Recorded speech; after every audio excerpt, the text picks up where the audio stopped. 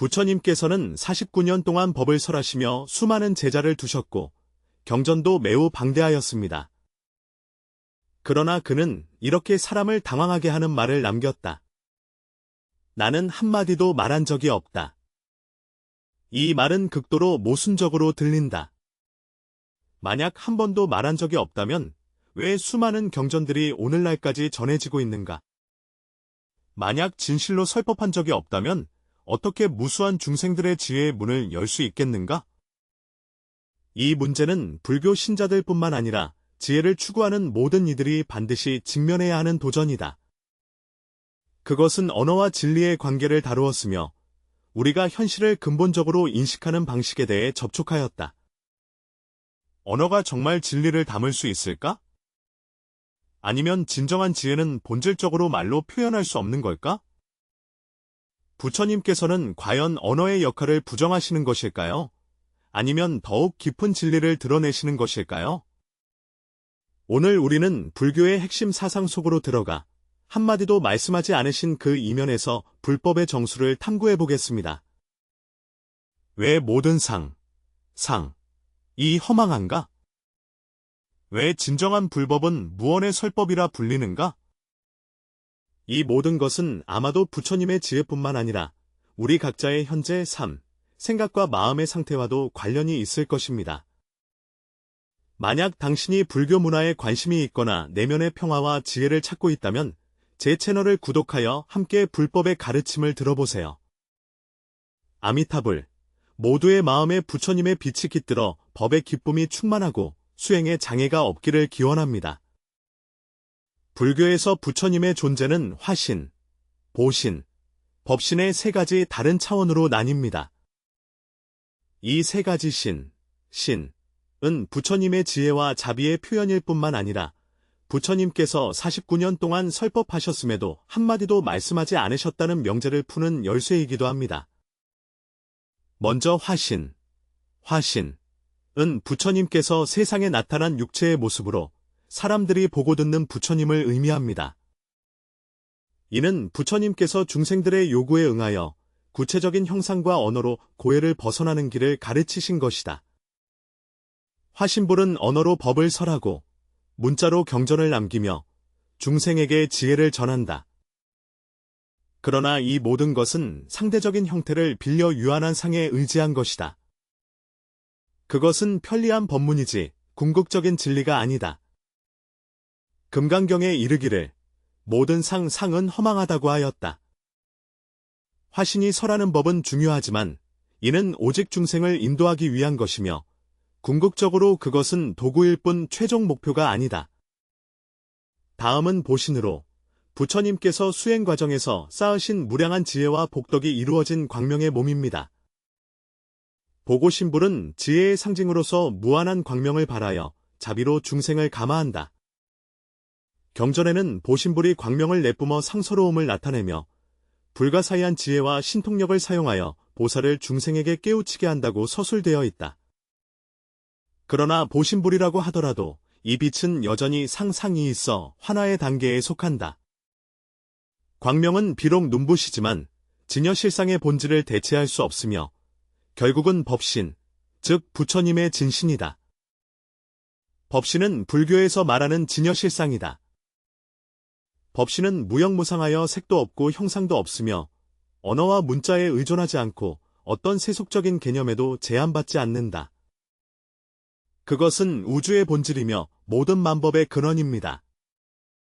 법신불은 모든 겉모습을 초월하여 언어로도 설명할 수 없으며 어떠한 형상으로도 표현할 수 없습니다.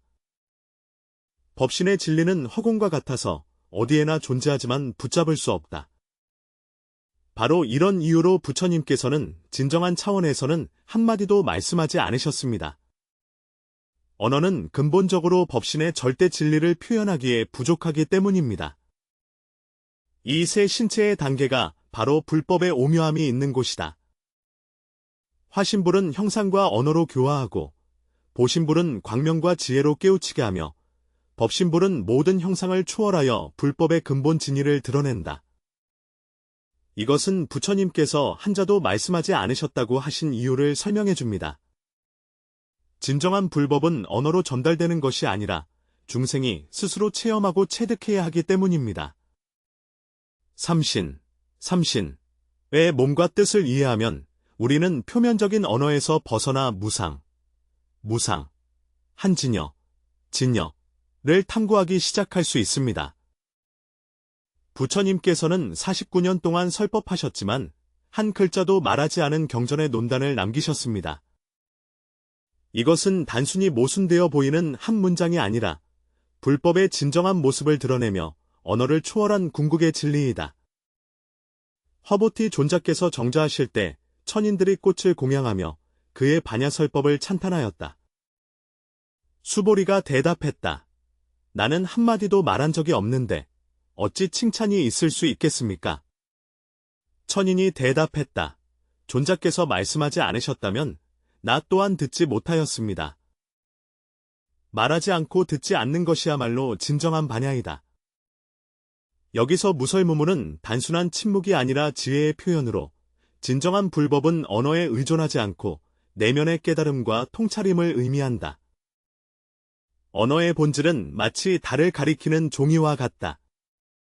그것은 우리에게 진리의 방향을 가르쳐 줄 수 있지만 그 자체가 달은 아니며 달을 대신할 수도 없다. 부처님께서는 언어로 법을 설하셨으나 결코 언어를 부처님의 법의 본체로 여기지 않으셨다. 진정한 불법은 마음의 깨달음으로서 개념과 논리를 초월한 지혜의 체험입니다. 선종에서 말하듯 큰 소리는 드문 소리이며 가장 큰 소리는 사실 무색, 무성의 소리이다. 법은 바로 이 무성함 속에서 나타나며 눈에 보이거나 말로 표현할 수 있는 형식에 있지 않다. 부처님께서 왜 자신이 한마디도 말하지 않았다고 하셨는가? 그 이유는 부처님이 아무리 많은 가르침을 전하셨더라도 결국 그 모든 것은 중생들이 언어의 한계를 인식하고 언어를 초월하여 진리의 본체로 돌아가도록 인도하기 위함이기 때문이다. 언어는 오직 상을 묘사할 수 있을 뿐, 불법의 핵심은 비상에 있다. 오직 우리가 언어와 형상에 대한 집착을 초월할 때만이 모든 법의 진실한 모습을 진정으로 볼 수 있습니다. 그래서 한 글자도 말하지 않은 진정한 의미는 부처님이 전하신 모든 법문은 중생의 근기에 맞추어 베푸는 방편법이라는 것이다. 진정한 불법은 모든 언어와 문자들을 초월한다. 형상은 언어로 직접 전달할 수 없으며 오직 지혜의 깨달음을 통해서만 그 깊이와 진실을 체험할 수 있다. 이것이 바로 부처님께서 남기신 무언의 언어이며 또한 진정으로 한마디도 말씀하지 않으신 것이다. 불교에서는 중생 모두가 불성을 지니고 있다고 자주 말하는데 이 말은 단순한 위로의 말씀이 아니라 불법의 핵심 진리입니다. 우리는 흔히 법신, 보신, 화신이 부처님만이 지닌 특별한 경지이며 보통 중생은 감히 이를 이루지 못한다고 생각한다. 사실 이 삼신은 부처님만의 전유물이 아니라 모든 중생이 본래 지닌 자성의 현현이다. 모든 사람은 법신불, 보신불, 화신불을 지니고 있으나 무명에 가려 깨닫지 못할 뿐이다. 법신불은 모든 사람이 본래 갖추고 있는 청정한 자성입니다. 그것은 형체도 없고 모습도 없으며 생겨나지도 소멸하지도 않으니 마치 한 면의 밝은 거울과 같아 모든 것을 그대로 비추되 티끌 하나 묻지 않는다. 우리가 한 생각도 일어나지 않을 때 그 맑고 깨어있는 상태가 바로 법신불의 본체이다. 법신은 형태가 없으며 생멸하지 않고 더럽거나 깨끗하지 않으며 증감하지 않는다. 이는 중생의 본래 얼굴이다. 이것은 우리가 어떤 처지에 있든 법신불은 항상 존재한다는 것을 의미합니다. 우리의 혼란으로 인해 사라지지도 않고 우리의 깨달음으로 인해 늘어나지도 않습니다. 보고신불은 우리의 지혜의 표현입니다. 우리가 일상생활에서 옳고 그름을 명확히 분별하고 지혜롭게 문제를 해결할 때 이러한 지혜의 빛은 보신불의 현현이다. 보고신불은 부처님이 수행 도중 쌓으신 무량功덕의 결과입니다. 우리 각자가 일상생활에서 쌓아온 선행, 지혜와 자비는 보고신불의 인연을 나타내며 이는 우리 내면의 지혜 빛남의 현현으로서 우리를 향상시키는 힘을 인도합니다. 화신불은 우리의 행동을 나타내며 중생의 모든 행위, 모든 말, 모든 창조와 발명은 화신불의 현현이다. 우리가 집을 짓고 도구를 발명하며 다른 사람을 돕는 모든 행위는 화신불의 작용이 드러나는 것이다. 말하자면 우리의 삶 자체가 화신불의 끊임없는 표현입니다. 바로 이런 이유로 불교에서 수천억의 화신을 말하는 것은 화신불이 인연에 따라 나타나 무한한 시간과 공간 속에서 중생의 이익을 위해 다양한 형태로 드러난다는 뜻이다. 하지만 대부분의 사람들은 이 세 가지 몸의 존재를 깨닫지 못하는데 이는 우리가 육체를 자아로 잘못 여기고 현재의 외형에 집착하며 그 이면에 있는 무형무상의 본질을 무시하기 때문이다. 우리의 육신은 법신의 거처일 뿐 진정한 주인이 아니다. 진정한 주인은 우리의 자성으로서 그 생멸하지 않는 불성이다. 만약 내면을 되돌아보고 자성을 명확히 인식할 수 있다면 자신이 본래 모든 것을 갖추고 부족함이 없으며 부처님과 다르지 않다는 것을 발견하게 된다. 한념의 청정함은 즉 법신을 보며 한념의 지혜는 즉 보신을 나타내고 한념의 행위는 즉 화신을 나타낸다. 불성은 결코 우리를 떠난 적이 없으며 다만 집착과 망념에 가려져 드러나지 않았을 뿐입니다.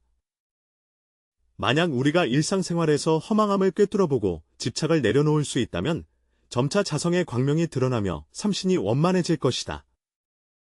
이것이 바로 불교에서 말하는 자성성불이며 또한 부처님께서 49년 동안 설법하신 궁극적인 목적입니다.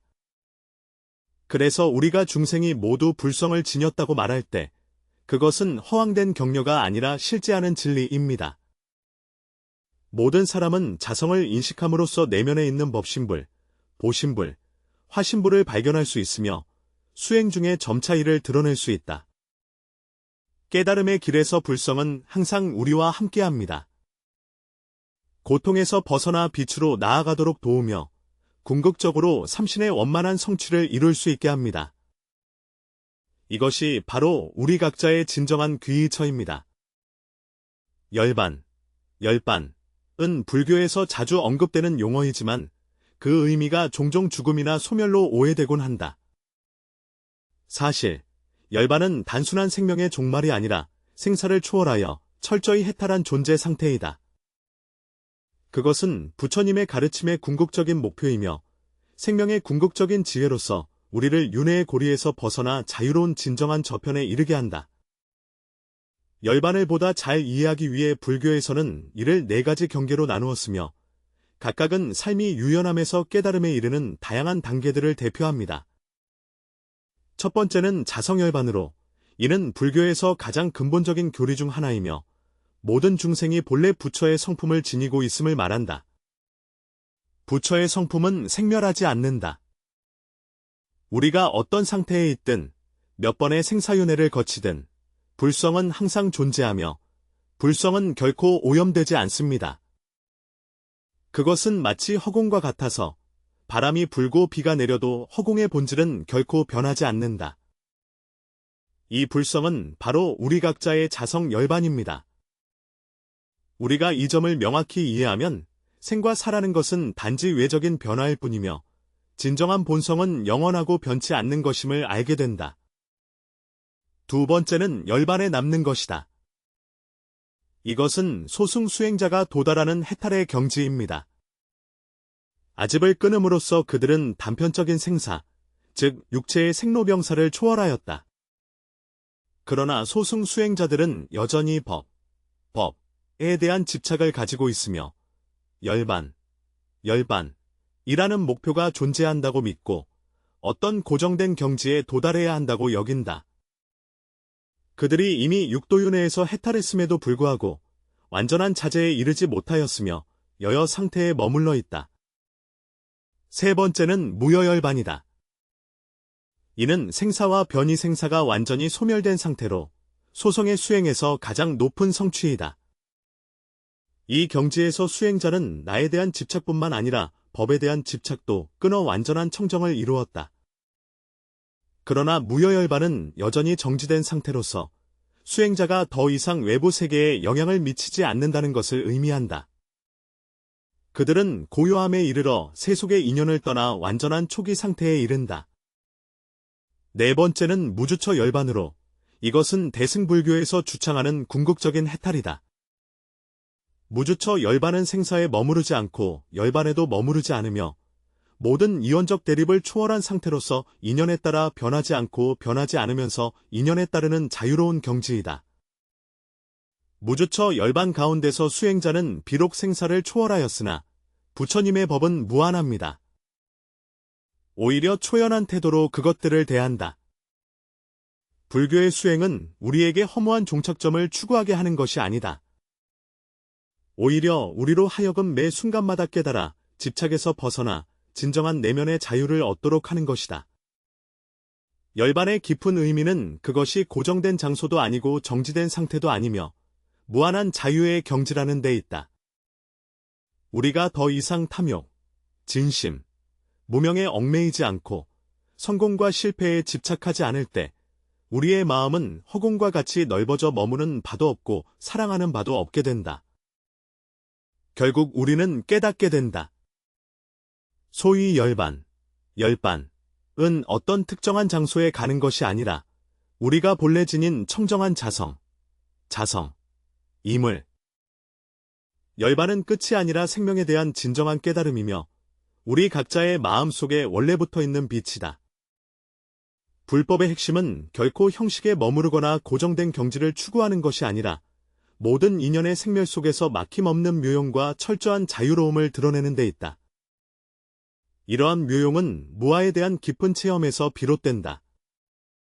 소위 무아란 아무것도 하지 않고 아무것도 가치 없다는 것이 아니라 모든 행위 속에서 어떤 결과에도 집착하지 않고 어떠한 형태에도 얽매이지 않으며 인연 따라 행동하지만 초연하고 자유롭다는 것이다.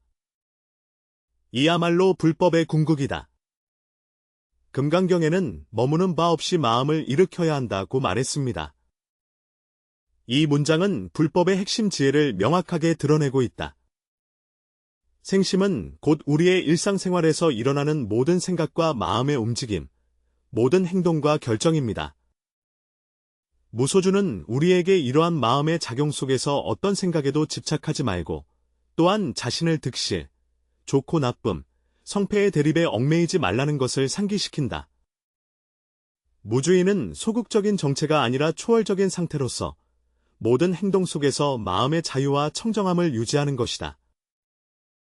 부처님의 가르침은 결코 행동을 포기하도록 하지 않았으며 오히려 모든 이가 자비심과 지혜심으로 생활하며 중생을 제도하도록 격려하셨습니다. 그러나 부처님께서는 동시에 이 모든 행위의 진정한 의미가 외적인 성과에 있지 않고 내적인 깨달음에 있음을 상기시켜 주셨다. 만약 우리가 행동 중에 집착심을 일으킨다면 아무리 많은 선행을 하더라도 복덕에 얽매일 수 있습니다. 만약 우리가 행하면서 집착하지 않고 쓰면서 더럽혀지지 않는다면 모든 행위 속에서 부처님의 묘용을 드러낼 수 있을 것이다. 묘용의 근본은 마음의 자유에 있다. 공과 같아서 어디에나 있지만 어떤 형태에도 집착하지 않는다. 진정한 불법은 바로 이러한 장애 없는 지혜이다.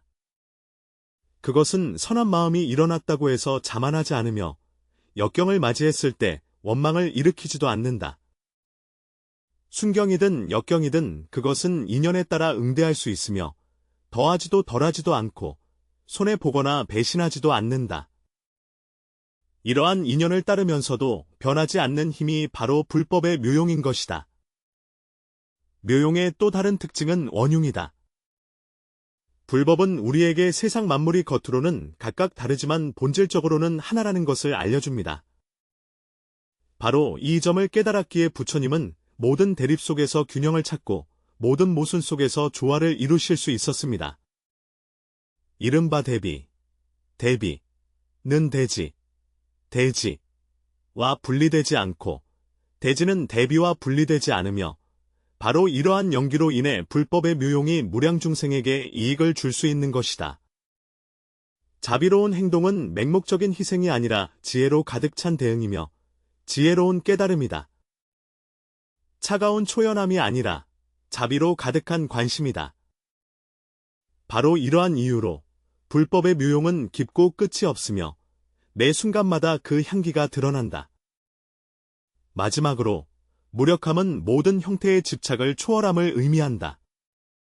선악에 집착하지 말고 성패에 집착하지 말며 공에 집착하지도 않고 유에 집착하지도 말라.